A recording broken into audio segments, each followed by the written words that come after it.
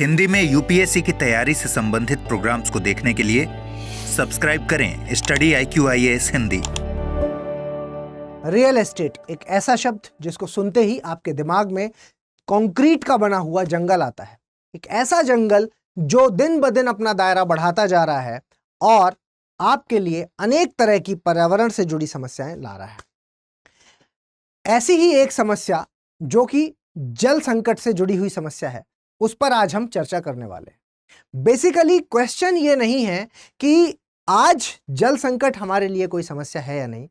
Question ये है कि क्या भविष्य में ये हमारे लिए एक बड़ी चुनौती की तरह सामने खड़ा होगा। और इस क्वेश्चन को आंसर करने के लिए आज मैं आपके साथ इस पर डिस्कस करूंगा, जो आप कह सकते हैं कि एक बड़े पोर्शन का एक ऐसा एंगल जो एक यूपीएससी का जो एस्पिरेंट है उसके लिए बहुत इंपॉर्टेंट हो सकता है। आपको फोकस करना होगा उस पॉइंट पर जो आज के समय में बहुत तेजी से विस्तृत होता जा रहा है, जिसको हम रियल एस्टेट सेक्टर कहते हैं। और जिस तरह से वो बढ़ रहा है, अपने साथ एक सवाल लेकर के आ रहा है, जो है कि क्या भारत में जल संकट के पीछे रियल एस्टेट सेक्टर है। ये एक क्वेश्चन आपके सामने खड़ा हो गया है और एज ए यूपीएससी एस्पिरेंट आप चाहें तो इसको इकोनॉमी में जोड़ लें, चाहें तो आप इसको एनवायरनमेंट में जोड़ लें, या चाहें तो आज आप इसको डिजास्टर मैनेजमेंट में रख लीजिए। जहां चाहें वहां रख लीजिए, क्योंकि ये टॉपिक आपके सिलेबस से डायरेक्टली मैच कर रहा है। तो इसलिए आज इस पर हम डिटेल में काफी ज्यादा चर्चा करेंगे और एक ऐसा एंगल निकाल कर लेकर के आएंगे जो जनरली लोग ध्यान नहीं देते। तो अगर यूपीएससी ऐसा कुछ पूछे तो आपके पास यहां से कुछ फॉर्डर पॉइंट्स भी मिल जाएंगे। तो कोशिश कीजिएगा कि पेपर पेन लेकर के बैठें, ताकि अगर कुछ आपके काम का मिले तो लिखते चलिएगा। और साथ में आप इस फोटो को देख पा रहे हैं, और इस फोटो में देख करके आपके दिमाग में क्या आ रहा है कि ये एक ऐसा खेत है, एक ऐसा खेत जो आपकी बहुत सारी जरूरतों की पूर्ति कर रहा है। आपको यहां पर ये खाद्य असुरक्षा से बचा सकता है। इस खेत में ये क्षमता है कि आपके जो भूजल का स्तर है, यानी कि ग्राउंड वाटर का जो लेवल है, उसको ये ऊपर ला सकता है। जब बारिश का पानी होगा तो पानी नीचे जाएगा, ग्राउंड वाटर लेवल है जो वो ऊपर रहेगा। और अनेक तरह की जो पर्यावरण से जुड़ी हुई जो समस्याएं हैं उनको बैलेंस करेगा, क्योंकि प्रकृति ने अपने आप को बैलेंस करने के लिए ये एक रास्ता रखा हुआ है। लेकिन आप एज्यूम करिए, या एज्यूम क्या करेंगे, आप अगर इसको जरा सा भी खिड़की खोल करके बाहर देखेंगे तो आपको यह नजारा साफ दिख जाएगा कि ऐसा खेत कंक्रीट के एक जंगल में कन्वर्ट होता जा रहा है, जहां पर घर ही घरों का एक ऐसा सैलाब जैसा आ रहा है, इस तरह का, जो पूरे खेत हैं जो वो खत्म करता हुआ जा रहा है। आप ये देख पा रहे होंगे, अगर ये यहां पर बन गया तो ये जो सारी हमने बातें की वो सारी खत्म हो गई। क्यों? क्योंकि ये सबसे पहले तो ये पूरा कंक्रीट का बनेगा, और जैसे ही ये कंक्रीट का बनेगा तो पानी, जो बारिश का पानी आएगा, वो नीचे नहीं जा पाएगा, और जब वो नीचे नहीं जा पाएगा तो ग्राउंड वाटर रिचार्ज नहीं हो पाएगा, और उसके अलावा वाटर लॉगिंग जैसी जो समस्याएं हैं, जल भराव जैसी जो समस्याएं हैं, वो भी यहाँ पर उत्पन्न करेगा। इसके अलावा और भी तमाम तरह की समस्याएं उत्पन्न करेगा, जिनको हम चर्चा करेंगे। लेकिन हम क्योंकि रियल एस्टेट पर आज बात करने वाले हैं, तो इसका एक जो वृहद एंगल है उस पर भी थोड़ी सी चर्चा करेंगे। और आज के टॉपिक को दिमाग से, ध्यान से आप सुनिएगा कि रियल एस्टेट, जल संकट, क्या रिलेशन है इन दोनों का, आज हम इसको समझेंगे। देखिए, अगर मैं रियल एस्टेट की बात करता हूं तो सबसे पहला जो इसका बड़ा एंगल है, बड़ा गोला है, वो है शहरीकरण या अर्बनाइजेशन। आप जानते हैं कि लोग, हम कैसे देश में रहते हैं, हम एक ऐसे देश में रहते हैं, अगर मैं भारत की बात करूं तो पूरे विश्व की 18% जनसंख्या है जो वो भारत में निवास करती है। 18% जनसंख्या पूरे विश्व की। और वहीं अगर आप देखेंगे तो कितना एरिया है पूरे विश्व का हमारे पास, 2.4% सरफेस एरिया पूरे विश्व का भारत कवर करता है, जहां पर ये 18% जनसंख्या रहती है। लेकिन अगर मैं यहां पर आपसे बात करूं कि पूरे विश्व के ग्राउंड वाटर रिसोर्सेस हमारे पास कितने हैं, ग्राउंड वाटर रिसोर्सेज जैसे ही मैं कहता हूं तो आप कहेंगे कि सर ये मात्र 4% मौजूद हैं भारत के भीतर। और अगर भारत के भीतर मात्र 4% मौजूद हैं, तो यानी कि आप देख पा रहे होंगे इतनी बड़ी जनसंख्या के हिसाब से ग्राउंड वाटर रिसोर्सेज हमारे पास काफी कम है। कुछ रिपोर्ट्स कहती हैं कि भारत की अगर आप टोटल सभी सिटीज को देख लें तो लगभग 75% सिटीज हैं, जो शहर हैं, जो 75% जो भारत के शहर हैं, वो अपने आप में जो पर्यावरण से हो रही बदलाव हैं उनके लिए हॉटस्पॉट का काम करते हैं। हॉटस्पॉट का काम करते हैं 75% शहर भारत के। तो ये सब आपको क्या बता रहा है? ये सब आपको ये बता रहा है कि पानी की जो समस्या है, जो स्ट्रेस है, वो एक बहुत बड़ी समस्या होती जा रही है। लगभग 50% नदियां हैं जो हमारे लिए एक बहुत बड़ा रिसोर्स हैं, 50% नदियां हैं जो यहाँ पर वो पॉल्यूटेड है, पॉल्यूटेड नदियां हैं। चलिए वापस अगर मैं आप अपने टॉपिक पर आ जाता हूं तो यहां से आप इस जो मैंने अभी आपको डेटा बताया, इस डेटा से इतना तो आप अनुमान लगा ही सकते हैं कि शहरीकरण का जो एक रोल है, जो वो कहीं ना कहीं रियल एस्टेट सेक्टर को जन्म दे रहा है। मतलब इतनी बड़ी जनसंख्या जिसकी पूर्ति गांव में जब नहीं हो पा रही है क्योंकि महंगाई बढ़ रही है, ये सारा कुछ आप समझ रहे हैं ना, इकोनॉमी और एनवायरनमेंट और ये सारा कुछ क्या है, आपस में एक लिंक है। मैं लास्ट में जब इस टॉपिक को एंड करने वाला हूंगा तो एक ऐसे टॉपिक की ओर आपको लिंक एस्टेब्लिश करूंगा जिससे कि आप ये बात समझ पाएंगे कि एनवायरनमेंट का हमारे विकास के साथ भी एक सीधा लिंक है, जिससे हमारे जो पॉलिसी मेकर्स हैं वो मतलब कई बार इंटेंशनली ऐसा कुछ किया जाता है जिसकी वजह से एक सेक्टर की तो ग्रोथ हो जाती है लेकिन दूसरा सेक्टर कमजोर पड़ जाता है, जिसका उनको अनुमान ही नहीं होता। इसको हम बाद में चर्चा करेंगे। फिलहाल आप ऐसे समझिए कि शहरीकरण की वजह से लोग शहरों में आए, नौकरी करने आए, और जब वो नौकरी करने के लिए आए तो वहां पर परिवार आया तो सबसे पहली जो नीड है वो है छत की जरूरत। तो अपने जब सर पर छत चाहिए तो वहां से एक डिमांड क्रिएट हुई, क्योंकि शहरीकरण में कई सारी चीजें आ जाएंगी, इंडस्ट्रीज भी आ जाएंगी, आपकी कंपनीज भी आ जाएंगी, सारी चीजें उसमें आ जाएंगी, और वहां पर एक बड़ी बड़ी चौड़ी चौड़ी रोडें भी चाहिए, वहां पर चौड़ी चौड़ी मतलब बड़े बड़े पार्किंग लॉट्स भी चाहिए आपको, और आप कह सकते हैं कि ऊंची ऊंची इमारतें भी चाहिए जहां पर वो लोग रह सकेंगे। तो इसी में अगर मैं आपको कुछ डेटा बताऊं, अर्बनाइजेशन का एक डेटा जो कि 2010 से 2021 तक का डेटा है, थोड़ा सा पुराना है लेकिन आपका ध्यान ये आकर्षित कर देगा कि यहां पर देखिए अर्बनाइजेशन रेट इन इंडिया है जो वो इंक्रीज हो रहा है कितना, 1.5% ऑन ईयर, मतलब साल दर साल 1.5 की दर से जो अर्बनाइजेशन का रेट है वो बढ़ता जा रहा है। और यहां आप कह सकते हैं 2010 से 2021 में अगर कंपैरिजन करेंगे तो भारत में जो शहरीकरण है, अर्बनाइजेशन है, नगरीकरण है, जो वो 19.6% बढ़ चुका है। तो जब इस रेट से अर्बनाइजेशन बढ़ेगा तो जो सबसे पहली डिमांड होगी वो क्या होगी? सबसे पहली डिमांड होगी हमारे घरों की डिमांड। तो जब घरों की डिमांड आएगी तो आपको तो पता है पूरी अर्थव्यवस्था डिमांड और सप्लाई का गेम में ही चलती है, और इस डिमांड और सप्लाई के गेम में जो एक पोर्शन, जो क्षति पहुंच रही है जिसको, वो है पर्यावरण।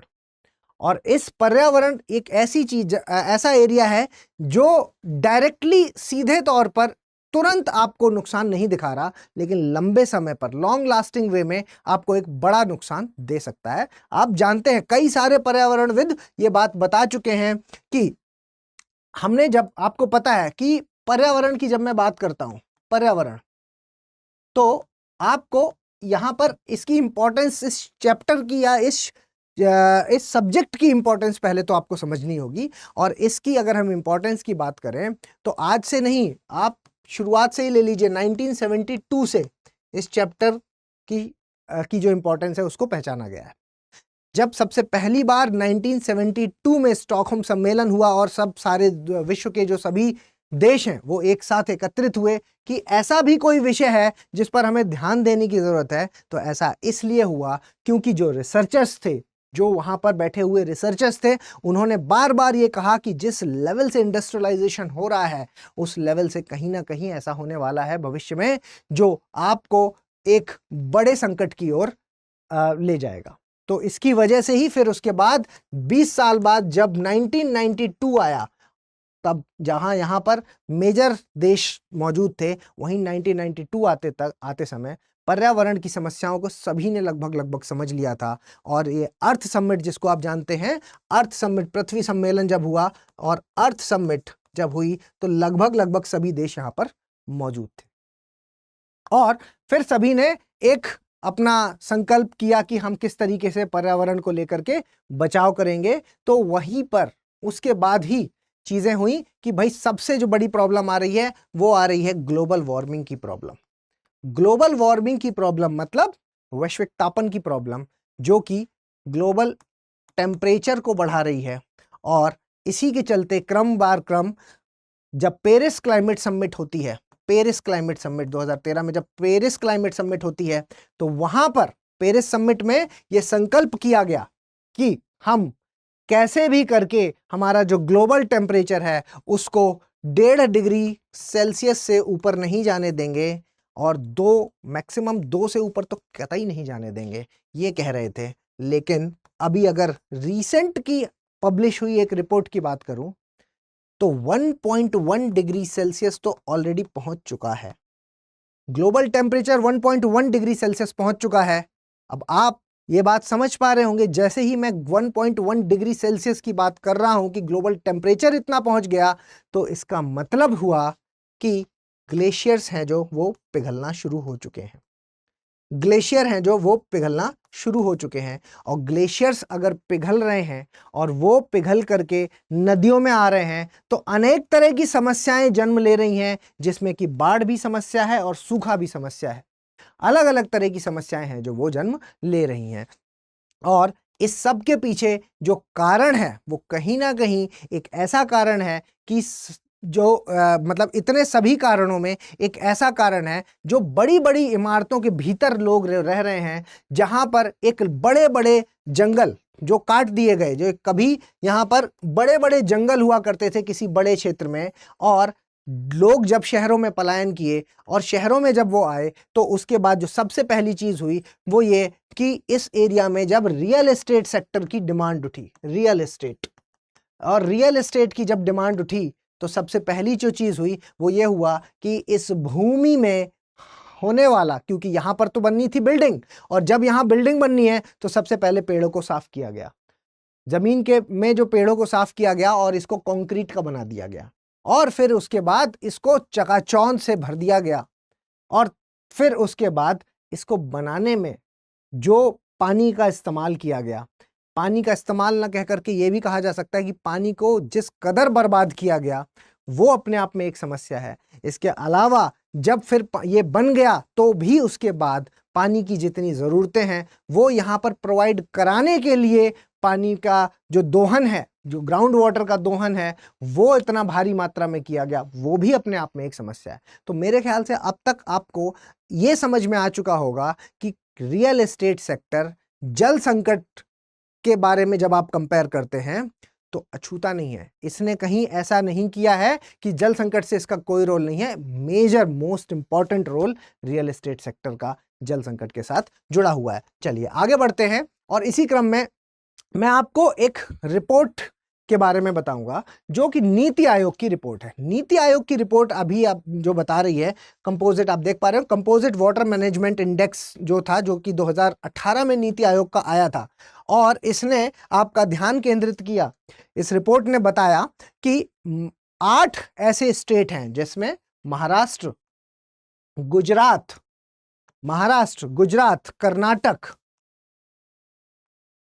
कर्नाटक के अलावा झारखंड, आंध्र प्रदेश,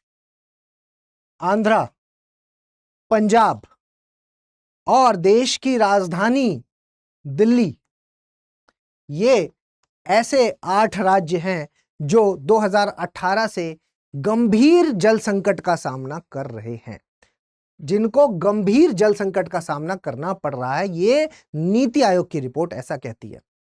और अगर हम इस रिपोर्ट में आगे बढ़ते हैं तो 97% समुद्री जल मौजूद है और पीने का पानी है जो वो मात्र 3% मौजूद है।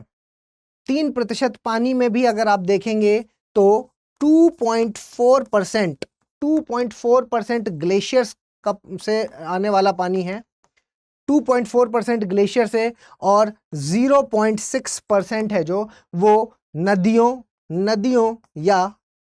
या झीलों से आने वाला पानी है। वहीं ट्रिब्यून इंडिया की रिपोर्ट क्या कहती है? ट्रिब्यून इंडिया की रिपोर्ट कहती है कि 46%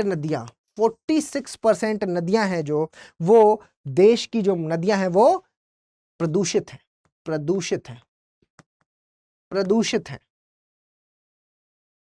ट्रिब्यून इंडिया की रिपोर्ट कहती है कि इतनी नदियां हैं जो प्रदूषित हैं। और भूजल की अगर आप पूरे विश्व में बात करेंगे तो भूजल का अगर मैक्सिमम यूटिलाइजेशन करने वाले टॉप 10 एरियाज की बात करेंगे, टॉप 10 देशों की बात करेंगे, टॉप 10 पूरे विश्व में बात कर रहा हूं, ध्यान दीजिएगा, पूरे विश्व में अगर टॉप 10 की अगर हम बात करते हैं जो भूजल का मैक्सिमम यूटिलाइजेशन करते हैं, तो उनमें से आप 8 देश ऐसे पाएंगे जो एशिया में मौजूद हैं और इसके अलावा 2 हैं जो वो आपके नॉर्थ अमेरिका में मौजूद हैं। और ये मिला करके पूरे टोटल का 75% है जो ग्राउंड वाटर यानी कि भूजल का इस्तेमाल करते हैं। टॉप 10 समझ रहे हैं आप? तो ये स्थिति है। और अगर थोड़ा सा और आगे जाएंगे तो भूजल में जो सिंचाई के लिए जो इस्तेमाल हो रहा है वो है 89% पानी। 89% पानी है जो सिंचाई के लिए यूज हो रहा है। ऐसे में भूजल की बात कर रहा हूं, ऐसा भूजल जो सिंचाई में यूज हो रहा है वो है 89%। और अगर ऐसी आबादी की बात करें जो कि खेती पर निर्भर करती है, खेती पर निर्भर करने वाली जो आबादी है वो है 48%। अब ये सारा जो डेटा है वो आपको ये बात बता रहा है कि पानी की कितनी ज्यादा इंपॉर्टेंस है। चलिए देखते हैं कि भारत में जल संकट की जो समस्याओं के कारक है वो क्या क्या है। अगर हम इन कारकों की बात करें तो सबसे पहली बात कि जनसंख्या में जो वृद्धि हो रही है, जनसंख्या में होने वाली वृद्धि, क्योंकि लोग हमारे पास 140 करोड़ लोगों का ये देश है, जहां पर लोग जब इतने ज्यादा हैं तो सबसे जो बेसिक चीज है पानी या फिर जल आप कह सकते हैं कि वो तो एक मूलभूत रिक्वायरमेंट है और इतनी बेसिक चीज है जो, तो वो तो चाहिए ही चाहिए, है ना। अब वो कहीं भी रहे उसको स्वच्छ पानी पीने के लिए चाहिए ही चाहिए, है ना। इसके अलावा शहरीकरण जिस पर अभी हमने चर्चा की वो तो है ही, क्योंकि जैसे ही जो शहरीकरण बढ़ेगा तो वहां पर क्या है कि कंस्ट्रक्शन बढ़ेगा और जब कंस्ट्रक्शन बढ़ेगा तो वहां पर पानी की जरूरत होगी और जब कंस्ट्रक्शन हो जाएगा तो फिर उसके बाद वहां रहने वालों को पानी की जरूरत होगी। उसके अलावा पानी का जो संकट है वो इसलिए भी है क्योंकि ये सब किस चीज का हो चुका है, ये सब कंक्रीट का हो चुका है। और जैसे ही ये कंक्रीट का हो चुका है तो जलभराव जैसी समस्या, पानी का नीचे न जा पाने की समस्या, ये सारी चीजें हैं जो वो उत्पन्न हो जाएंगी। वहीं औद्योगिकरण भी इसका एक मेन कारण है, क्योंकि औद्योगिकरण एक ऐसा है जिसमें पानी का बहुत भारी मात्रा में प्रयोग किया जाता है। भारी मात्रा में क्योंकि जल का प्रयोग यहां पर होता है तो इसकी वजह, और फिर ये सारा जल है जो वो नदियों में छोड़ दिया जाता है और नदियों में जैसे ये जल जाता है तो उसके बाद ये प्रदूषित करता है, इनको प्रदूषित करता है।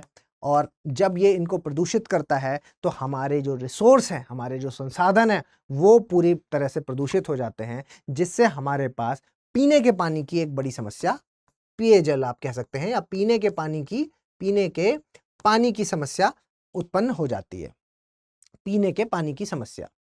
इसके अलावा अगर आप अप्रभावी कृषि, देखिए कृषि प्रथा है जो वो हम भारत की अगर बात करते हैं तो भारत एक कृषि प्रधान देश है, लेकिन आज आपने एक शब्द सुना होगा अनुकूलन या एडप्टेशन।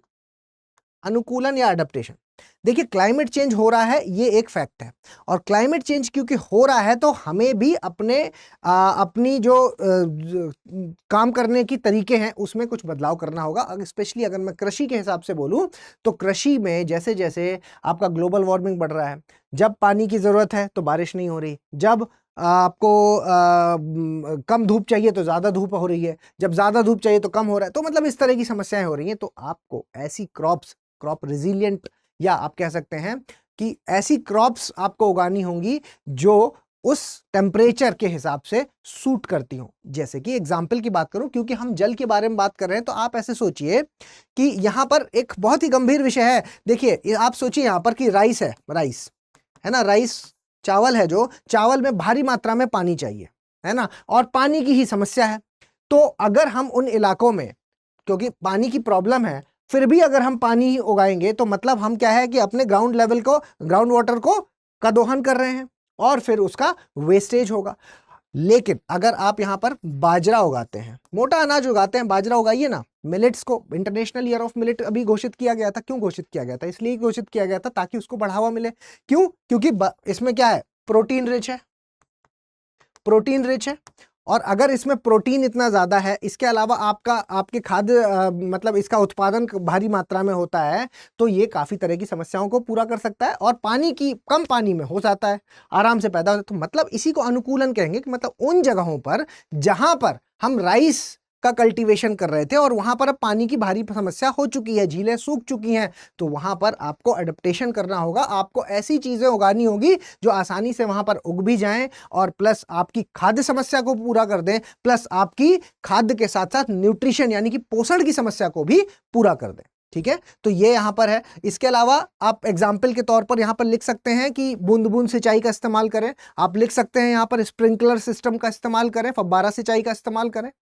ये कुछ मतलब सॉल्यूशंस हो सकते हैं इस चीज को। तो क्योंकि आज ये हम जल संकट के साथ जूझ रहे हैं, तो हमें भी रास्ते निकालने होंगे इस चीज के लिए कि क्या क्या प्रॉब्लम्स है हमारी। जब प्रॉब्लम्स पता होंगी तो उसके सॉल्यूशंस हैं जो वो निकल आएंगे। चलिए आगे बढ़ते हैं। जल संसाधनों का गलत प्रबंधन, मैनेजमेंट है जो वो गलत तरीके से हो रहा है, पॉल्यूशन हो चुका है। आप यहां पर ये समझिए, देखिए ये देखिए, ये एक न्यूज है जो मुझे मिली, हिंदू की न्यूज है। और यहां पर आप ऐसे समझिए कि ये यमुना नदी है, दिल्ली में जो यमुना नदी है, वहां पर डीडीए जो दिल्ली डेवलपमेंट अथॉरिटीज है, वो क्या कर रहे हैं कि यहां पर कंस्ट्रक्शन कर रहे हैं साइड वाला एरिया। ये जो साइड वाला एरिया है पानी के किनारे किनारे, तो आपको पता होगा कि एक मतलब जैसे अगर मैं आपको ये बताऊं कि ये नदी बह रही है, तो इसके किनारे का ये जो एरिया है ये फ्लड प्लेन्स में कहलाता है। ये फ्लड प्लेन है जो, ये एक ऐसा एरिया होता है कि जब पानी का उफान आता है तो पानी यहां तक, इस जगह तक आ जाता है ना।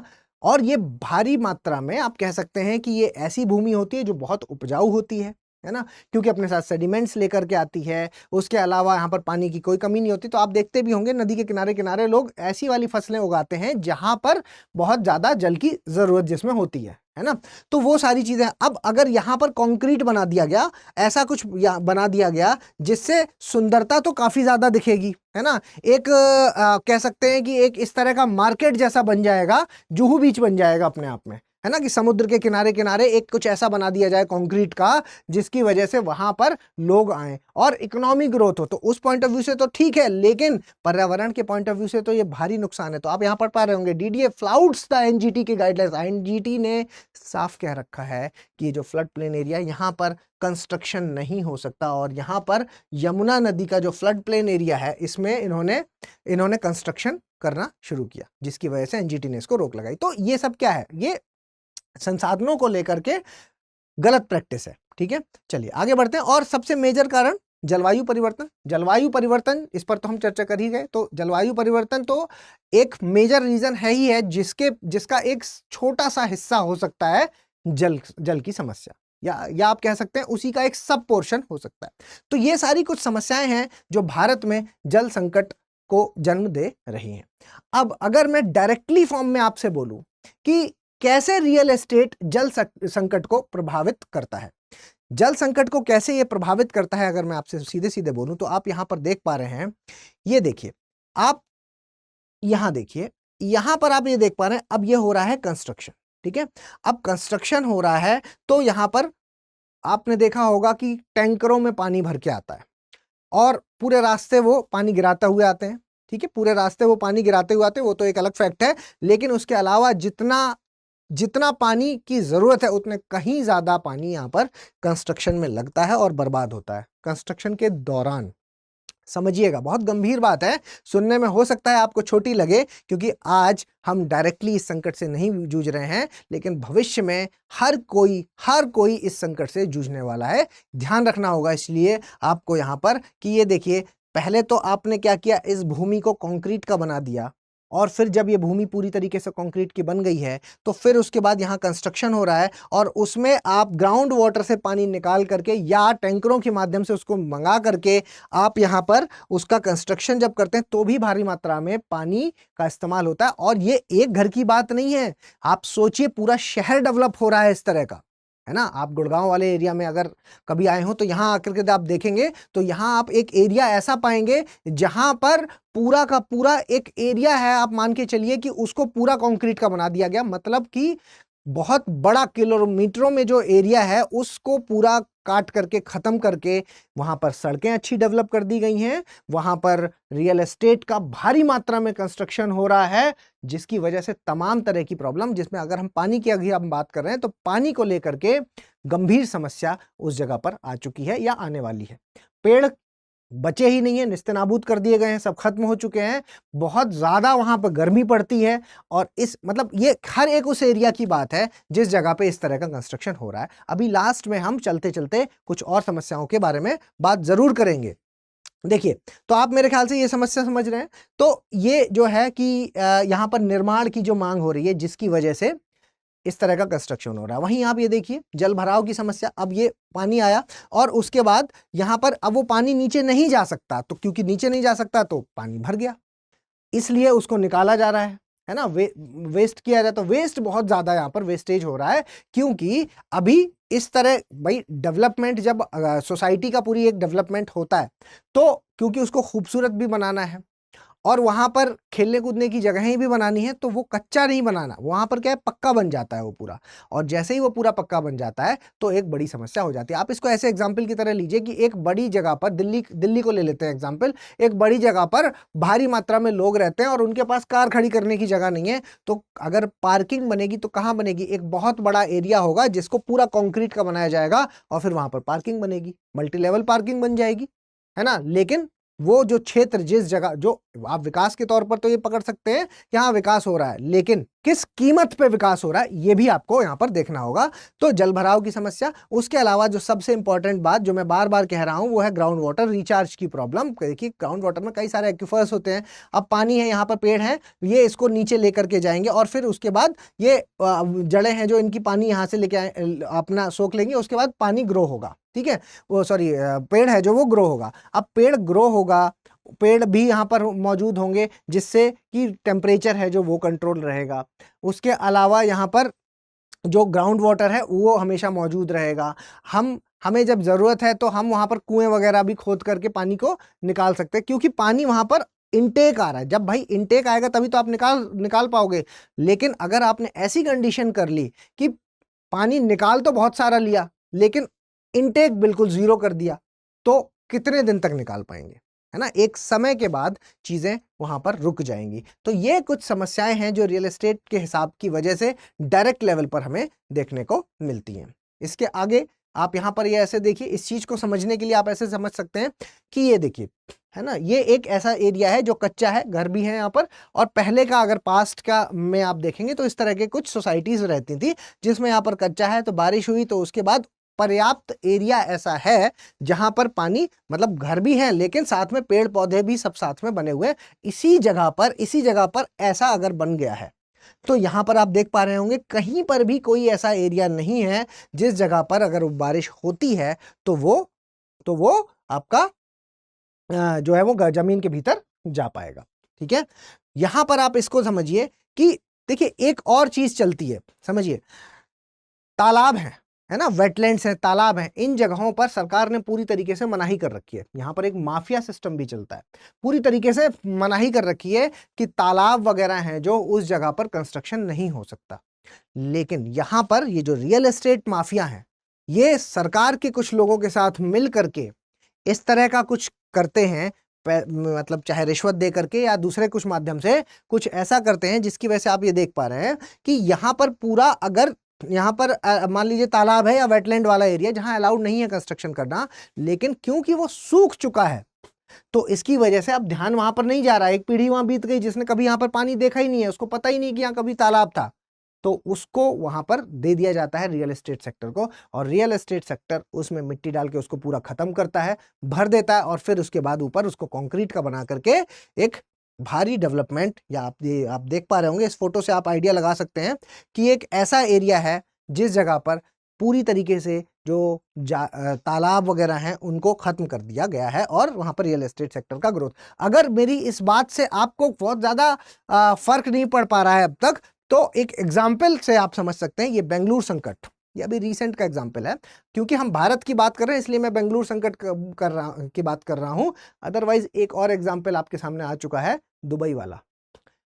मानता हूं मैं कि दुबई वाला जो एग्जाम्पल है वो क्लाउड सीडिंग की वजह से मेन रीजन है बारिश होने का, लेकिन क्या एक लाइन वहां पर यह भी नहीं चल रही है कि इतना भारी कंस्ट्रक्शन, वो अमीरों का शहर है।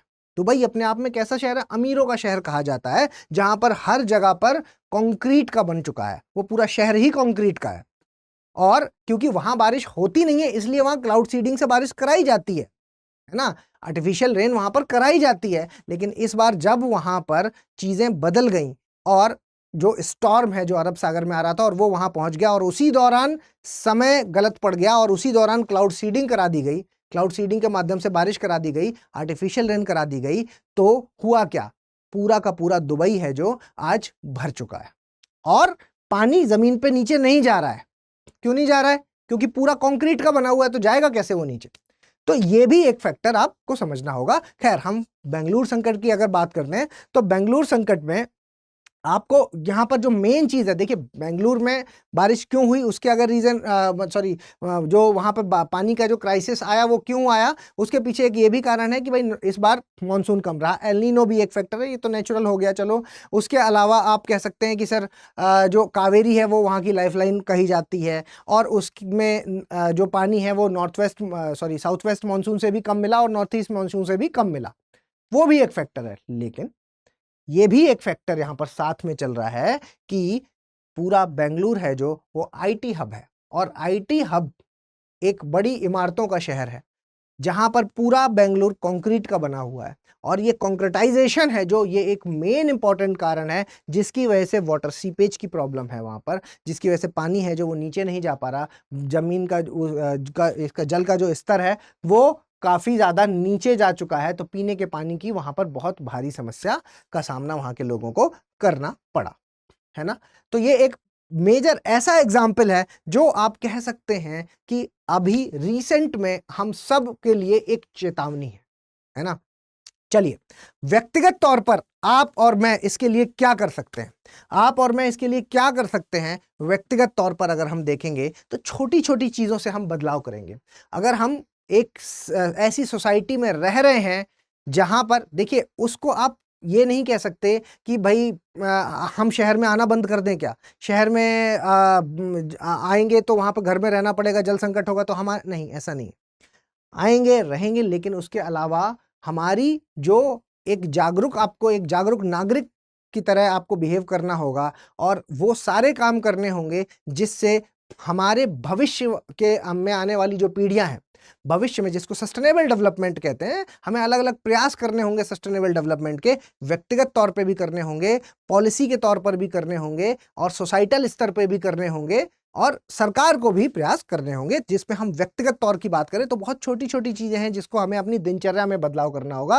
रिसेंटली आपको पता होगा कि प्रधानमंत्री ने ग्लासगो में एक समिट की थी, तो उसमें मिशन लाइफ के बारे में कहा था, और जब उन्होंने मिशन लाइफ के बारे में कहा था तो उन्होंने बेसिक 2 एग्जाम्पल दिए थे। एक, उन्होंने कहा था कि एसी को 24 में चलाएं, एसी को 24 डिग्री पर चलाएं, और दूसरा उन्होंने एक एग्जाम्पल दिया था जिसमें उन्होंने कहा था कि जिम जाने वाला हर व्यक्ति इतना जागरूक होना चाहिए कि वो कार से जिम न जाए, वो अगर वर्कआउट करने ही जा रहा है तो पैदल जाए और फिर वहां पर वर्कआउट करे। तो ये ओवरऑल ये हैं तो 2 एग्जाम्पल, लेकिन ये एक ऐसी सीख दे करके जा रहे हैं जिसमें कि वो ये कह रहे हैं कि हमें बेसिकली हमारी जो दिनचर्या है या हमारी जो लाइफ स्टाइल है उसमें हमें चेंज करना होगा। खैर, मैं जो छोटी बातों की बात कर रहा हूं, आप समझिए हम व्यक्तिगत तौर पर क्या कर सकते हैं। एसी के पानी का हम फ्लश में उपयोग कर सकते हैं। एसी से जो पानी निकलता है उसको हम कलेक्ट करें और उसका हम फ्लश में इस्तेमाल कर सकते हैं एसी के पानी का, ठीक है। इसके अलावा देखिए, पौधे जो जिनमें हमें पानी देना है, हर किसी ने अपने घर में गमले लगा रखे हैं, पौधे लगा रखे हैं, तो क्यों ना जो किचन से पानी बच रहा है, किचन का पानी है जो, उसको अगर हम कलेक्ट करें और उसको हम पौधों में डालें, है ना, क्योंकि वो तो न्यूट्रिशियस है ना, तो वो पानी पौधों में डाला जा सकता है, तो आप उसको पौधों में डालिए। ये छोटे छोटे पानी को बर्बाद न करने वाली चीजें हैं। और वॉशिंग मशीन का जो पानी है उसको हम फ्लश में दोबारा यूज कर सकते हैं, है ना, फ्लश में उसको दोबारा यूज कर सकते हैं। इसके अलावा सबसे इंपॉर्टेंट चीज, जो नल की टोटियां होती हैं, अक्सर घरों में ये देखा गया है कि नल की टोटियां खराब हो जाती हैं, लेकिन काफी लंबे समय तक उसको रिपेयर नहीं कराया जाता, बूंद बूंद करके वहां से गिरता रहता है। और धीमे धीमे करके, अगर आप सोच के देखिए कि एक सोसाइटी जिसमें 1000 के बराबर घर हैं, और वो 1000 घर में से हर एक घर में अगर एक टोटी भी खराब है और वो एक एक बूंद करके गिरा रही है, तो कितना अमाउंट ऑफ पानी हम सब बर्बाद कर रहे हैं, है ना। तो यहां पर हमें ध्यान रखना होगा कि नल की टोटियां ठीक रखें और वाटर कन्वर्टर लगाएं। क्या होता है ये वाटर कन्वर्टर? आपने देखा होगा सबकी नल, हर एक नल टोटी के नीचे अगर आप एक ऐसा कन्वर्टर टाइप का आता है जिसमें आपने क्या ऑन किया, तो ऐसा नहीं है कि बहुत तेजी से पानी आएगा, है ना, पानी स्लो आएगा, धीमे आएगा, मतलब पानी कम आएगा। जैसे आप हाथ धोने के लिए वहां पर गए और आपने सिर्फ उसको ऑन किया, तो बहुत तेजी से पानी आएगा और गिर रहा है, जिसमें से आपको हाथ धोने के लिए उतने पानी की जरूरत नहीं थी, लेकिन आपने जितने में हाथ नहीं धोया उससे कहीं ज्यादा में बर्बाद कर दिया, है ना। तो वाटर कन्वर्टर्स लगाएं ताकि कम मात्रा में पानी निकले, या उतना पानी जितनी की आपको आवश्यकता है उतना ही पानी आप इस्तेमाल करें। इसके अलावा ब्रश और शेविंग, बहुत बार ऐसा देखा गया है, आप ब्रश करते समय या शेविंग करते समय नल की टोटी को ऑन कर देते हैं और फिर उसके बाद ये दिनचर्या करते रहते हैं और पानी बहता रहता है। ये एक आदत का हिस्सा होता है ना। मेरी पहचान में है एक सज्जन जिनके साथ ये समस्या है, जिनको क्या मेंटली ये चीज है कि वो ऑन रहेगा तभी वो ब्रश करते समय, क्योंकि बचपन से इस चीज को फॉलो किया उन्होंने। तो ये लाइफ स्टाइल में बदलाव करना होगा, है ना, क्योंकि तब भले ही वो समस्या ना रही हो, क्योंकि वो तब अगर समझ गए होते तो आज ये समस्या ना आती, है ना। इस तरह के करोड़ों लोग इस तरह की हरकतें हैं जो वो करते हैं, तो वहां पर हमें अपनी लाइफ स्टाइल को चेंज करना होगा। इसके अलावा आरओ के पानी को सफाई और फिर से पोछे में इस्तेमाल कर सकते हैं। आरओ का जो पानी है आप उसको कलेक्ट कर सकते हैं और फिर इसी पानी को आप पोछा लगाने में इस्तेमाल कर सकते हैं। इसी को दोबारा से फिर फ्लश में इस्तेमाल कर सकते हैं। एक बार फ्लश करने में 3 लीटर के आसपास पानी बर्बाद होता है। अब आपको यहां पर ये समझना होगा कि क्या इतने पानी की जरूरत थी उस जगह पर? अगर नहीं थी तो इस तरह के फ्लश हैं जो उनका इस्तेमाल करें, जिसमें दो आपके टैप्स हों, जिसमें कि एक कम पानी निकलता हो जिससे और एक से ज्यादा पानी निकलता हो। जब जिस प्रकार की जरूरत हो तब उस प्रकार का आप इस्तेमाल कर सकते हैं।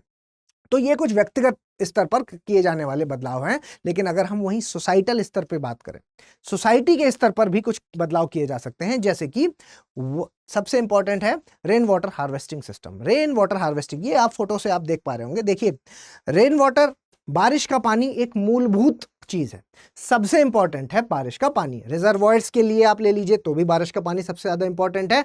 वहीं अगर हम उन नदियों की बात करें कि जो आज सूख रही हैं, उनके लिए भी जो बेसिक सोर्स का काम कर रहा है वो तो बारिश का ही पानी है ना। तो बारिश का पानी अगर आ रहा है तो उसको हमें कलेक्ट करके भूजल तक पहुंचाना हम सबकी एक जिम्मेदारी है। तो सोसाइटी में क्योंकि हमने कंक्रीट का उसको बना दिया है, तो रेन वाटर हार्वेस्टिंग एक ऐसा अल्टीमेट सॉल्यूशन हो सकता है जो कंपलसरी होना चाहिए। जो कंपल्सरी, अभी मैं बात करूंगा इसके बारे में, कंपल्शन को लेकर के क्या है, अनिवार्य तो है। अगर आप कहें, देखिए बात कर ही लेते हैं, तो न्यू हाउसिंग प्रोजेक्ट्स में रेन वाटर हार्वेस्टिंग को सरकार ने अनिवार्य कर रखा है, लेकिन सच्चाई आप सब जानते हैं।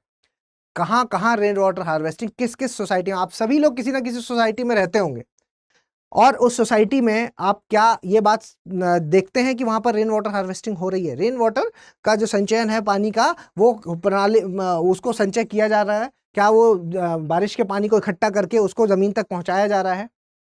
नहीं हो पा रहा है, इसीलिए ये एक प्रॉब्लम बनी हुई है। इस तरह के कुछ सेटअप्स हैं जहां पर क्या है कि सीधे पाइप के माध्यम से पानी को आप जमीन पर ग्राउंड वाटर तक पहुंचाया जा सकता है। इससे बहुत फायदे होंगे, क्योंकि आपका वाटर टेबल है जो वो रिचार्ज हो, ग्राउंड वाटर है जो वो रिचार्ज होगा, ग्राउंड वाटर टेबल ऊपर आएगा, पानी की प्रॉब्लम जमीन में नहीं होगी। है ना। बोरवेल से हम पानी निकाल तो रहे हैं लेकिन इनटेक नहीं दे रहे, तो फिर तो ये बहुत बड़ी प्रॉब्लम हो जाएगी। तो इनटेक भी तो चाहिए उसको, तो इनपुट भी हमें देना होगा। जैसे कि पिट्स हैं, बारिश के पानी का संचय करेंगे और बिल्डिंग के बोरवेल को रिचार्ज करेंगे। जो बोरवेल्स हैं भाई, नीचे से पूरे सोसाइटी में जब डेली सुबह शाम पानी भरा जा रहा है, एक वहां पर मान के चलिए कि 20 टावर है एक सोसाइटी में, और वहां पर न जाने कितना गैलन पानी है जो वो डेली बेसिस पर वहां पर इकट्ठा किया जाता है, क्योंकि बोरवेल से वो निकाला जाता है। तो हम निकाल रहे हैं लगातार, अगर हम उसको वापस नहीं देंगे तो बहुत बड़ी समस्या हो जाएगी। इसकी तरह पेट्स और बाढ़ को भी ये रोकते हैं और पानी सीधा जमीन में चला जाता है ना भाई। इस तरह के गड्ढे पिट्स वगैरह भी आपको बनाने होंगे जहां पर जल भराव की अगर समस्या हो रही है और वो इस तरह के पिट्स होंगे तो सीधे ग्राउंड में पानी चला जाएगा, क्योंकि नीचे तो फिर मिट्टी ही है ना। तो एक बार अगर आपने वो गड्ढे बना रखे, इस तरह के पिट्स बना रखे जिससे कि पानी नीचे जाए, तो अंदर अंदर वो सोख लेगा और अंदर अंदर ग्राउंड वाटर रिचार्ज हो जाएगा। ठीक है, न्यू हाउसिंग प्रोजेक्ट्स में ये मैंने आपसे बात कर ली। इसके अलावा ग्रे वाटर रिसाइकिल पॉलिसी, क्या होता है ये ग्रे वाटर, समझिए। ग्रे वाटर रिसाइकिल पॉलिसी में ऐसे हर एक जल की बात की जा रही है। ग्रे वाटर का मतलब पहले आप समझ लीजिए। ग्रे वाटर का मतलब टॉयलेट्स का पानी के अलावा हर तरह का पानी ग्रे वाटर में शामिल होता है।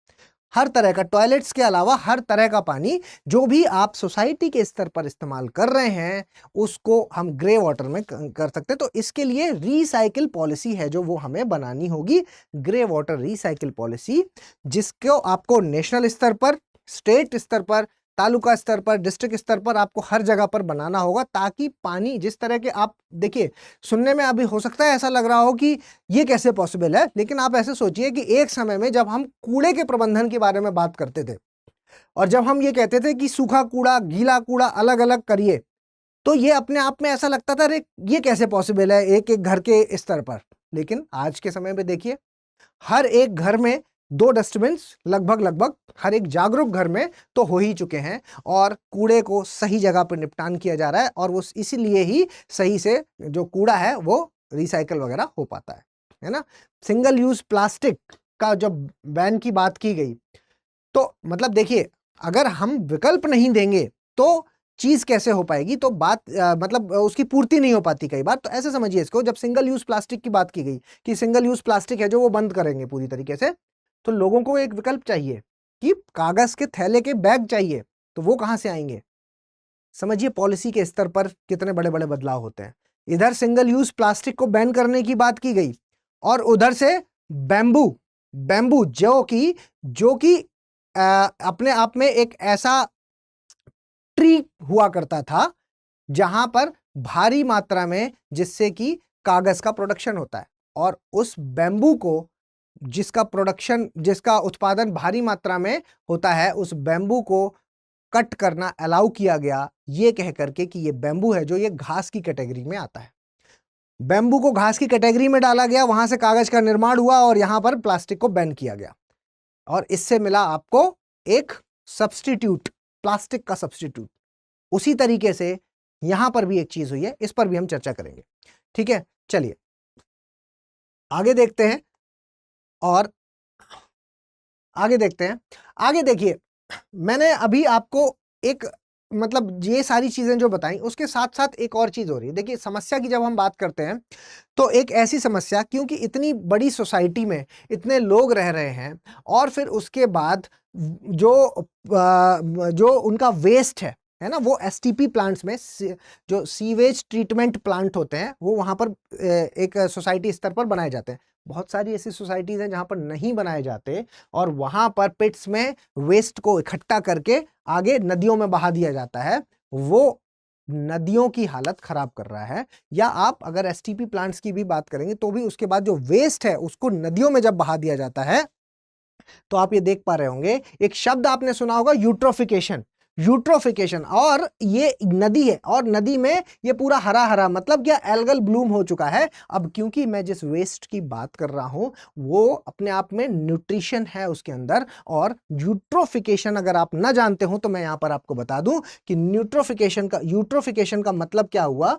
यूट्रोफिकेशन का मतलब हुआ कि जब कुछ न्यूट्रिशियस चीजें हैं जो वो नदी में डायरेक्टली इनटेक होता जाए, है ना। आपने देखा होगा इस तरह का हरा हरा जो नदी के ऊपर, पानी के ऊपर हरा हरा काई जैसा जम जाता है, वो एल्गल ब्लूम है, हो क्या रहा है, ये समस्या है कि अच्छी बात है? क्योंकि चीजें तो इसमें न्यूट्रिशन वाली जा रही हैं। तो आप कहेंगे सर इसमें क्या समस्या है, लेकिन जब इतना ज्यादा न्यूट्रिशन हो जाए, इतना ज्यादा न्यूट्रिशन हो जाए कि ये जो सूरज की रोशनी है वही पेनिट्रेट ना कर पाए, तो पेनिट्रेट जब नहीं कर पाएगी तो अंदर अंदर यहां पर इसके जो नीचे जो यहाँ पर जो जलीय जीव रह रहे होंगे उनको ऑक्सीजन की जरूरत पड़ेगी, और वो जब यहाँ पर ये सूरज की रोशनी ही पेनिट्रेट नहीं कर पाएगी तो अपने आप में एक ढक्कन जैसा, एक ब्लॉकेज जैसा बन जाएगा, जिसकी वजह से ऑक्सीजन की डिमांड कम हो जाएगी और उसकी वजह से इस सफोकेशन से यहाँ के जो जलीय जीव हैं वो सब मर जाएंगे। और फिर उसके बाद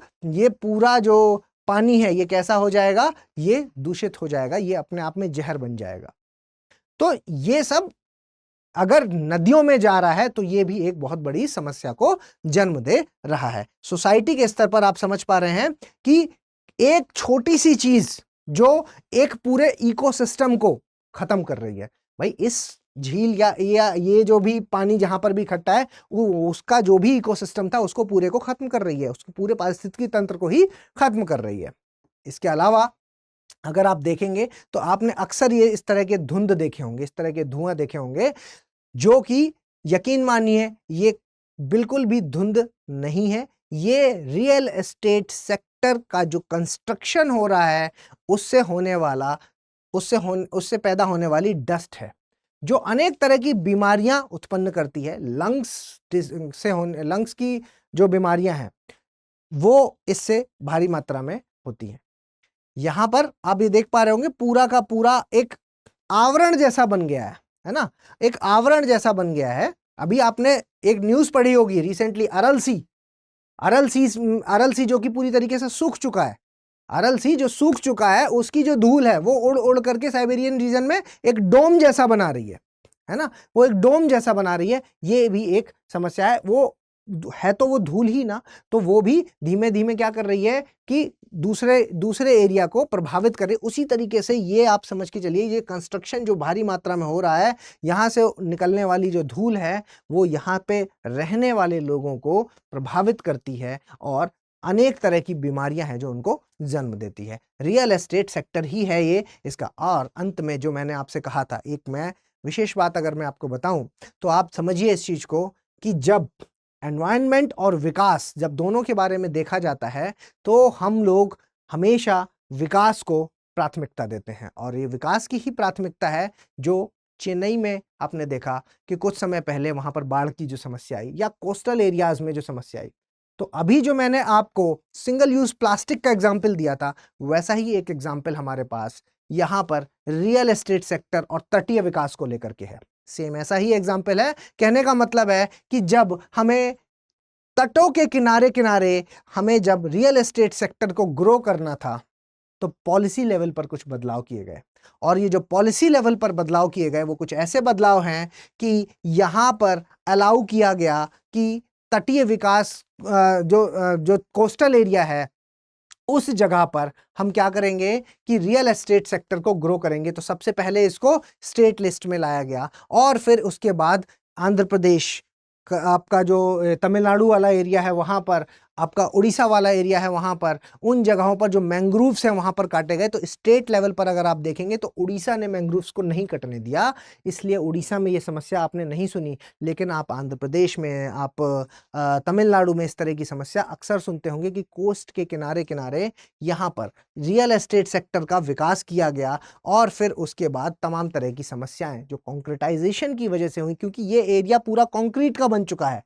अब जब ये पूरा एरिया कॉन्क्रीट का बन चुका है तो जब बाढ़ आएगी तो फिर उसका भी सामना करना पड़ेगा। तो पॉलिसी लेवल पर भी कुछ ऐसे बदलाव कर दिए जाते हैं कई बार, जो बाद में जिसका खामियाजा भुगतना पड़ता है। तो यहां से आप ये बात समझ पा रहे होंगे कि हमारा जो जल संकट है, जो आज एक बहुत बड़ी एक समस्या बना हुआ है, तो जल संकट के पीछे एक ऐसा सेक्टर भी काम कर रहा है जिस पर कभी ध्यान नहीं जाता, जो कि हमारा एक रियल एस्टेट सेक्टर है। अर्बनाइजेशन का एक हिस्सा है रियल एस्टेट सेक्टर, जिसको मेरे ख्याल से अब तक आप इस बात को समझ चुके होंगे कि ये सेक्टर भी एक बहुत इंपॉर्टेंट रोल प्ले करता है। ठीक है, चलिए एक और इन्फॉर्मेशन मैं आपके साथ शेयर करना चाहता था, जो है हमारे P2I बैच के बारे में। हमारा P2I बैच जिसकी शुरुआत 26 अप्रैल से अभी हो रही है, अगर आप इस बैच में एडमिशन लेना चाहते हैं तो इस वक्त ओम लाइव कोड का इस्तेमाल करने पर 29,999 में ये बैच आपको मिलेगा, और साथ में आपको मिलेंगी 18 किताबें, जो कि स्टडी IQ की 18 किताबों का सेट है,